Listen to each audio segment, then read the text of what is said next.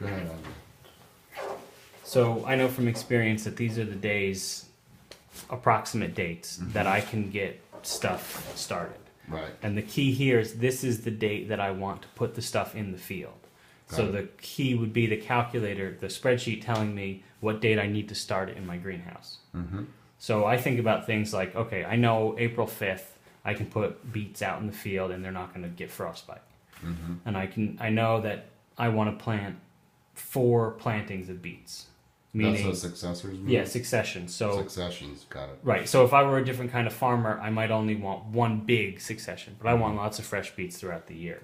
Got it. And so then I also put in how many days are between each succession and how long it takes to go in the greenhouse from seed to seedling that's ready to transplant. Got it.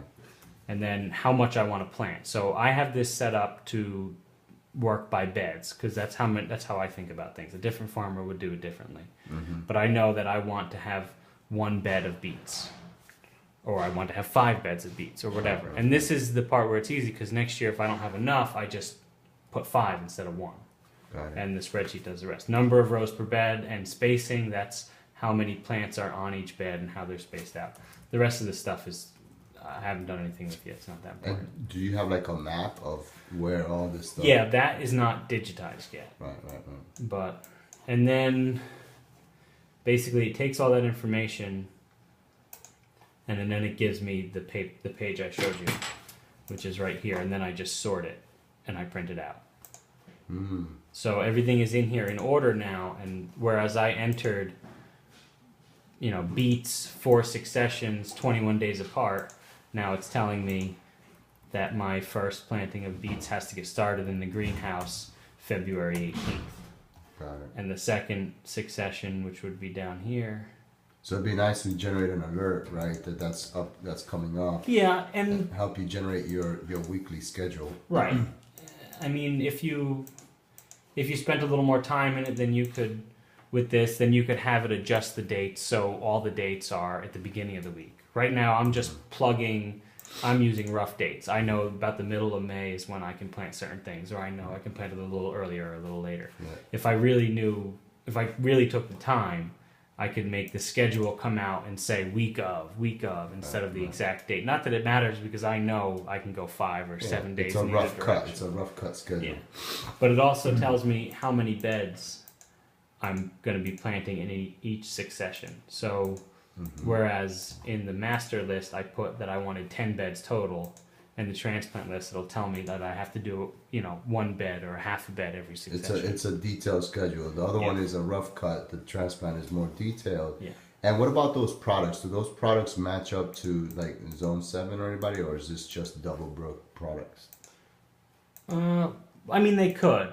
So then you're getting into yield. Mm-hmm. Right. And so there was an iteration of this that I made years ago where instead of trying to work from the amount of beds that I wanted to plant, I tried to work from how much crop I wanted to have. Mm-hmm. But that requires having really accurate yield data.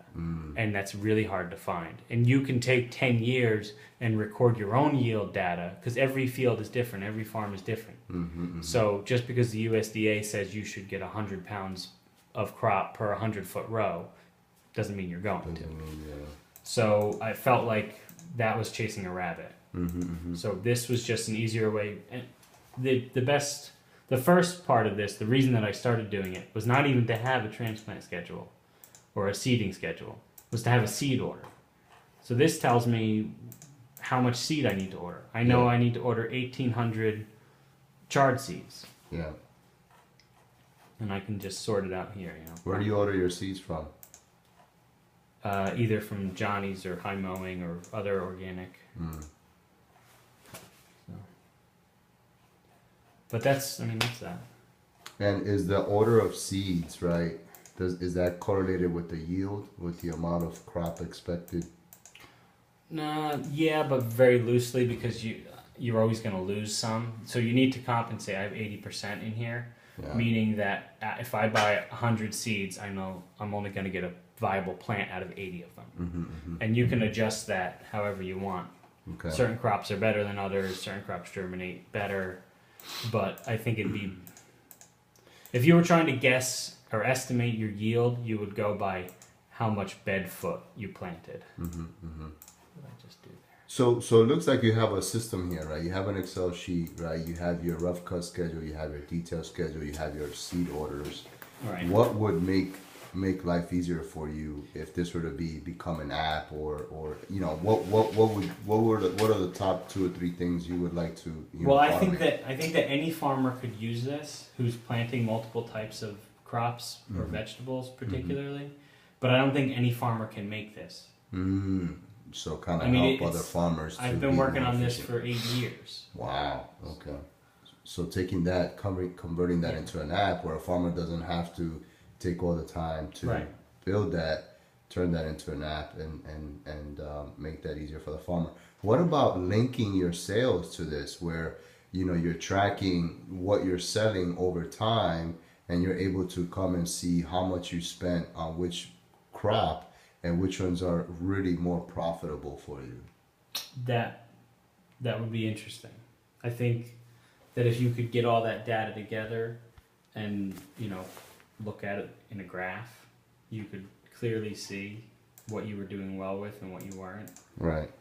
But I mean, I think my original thought was that this would be fairly simple. This is an awesome starting point. I mean, this gives you the foundation to, you know, you can get crazy, right, with all the stuff Yeah. you could do, but this gives you the foundation. So this is amazing.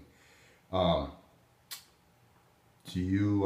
Yeah, I mean, we could, if you let me. So I already took some pictures. If you want to send this to me as well, we could do that, and then let me talk to the guys because we're building Farm Brain. Right. We interestingly enough, we didn't have a production module. It was all distribution, ordering, inventory visibility, but nothing around actual producing and yield. So this adds a whole nother set of, you know, value in my mind to that to Right. that product. For sure. Yeah. Yeah, that would be great. Awesome. Anything else?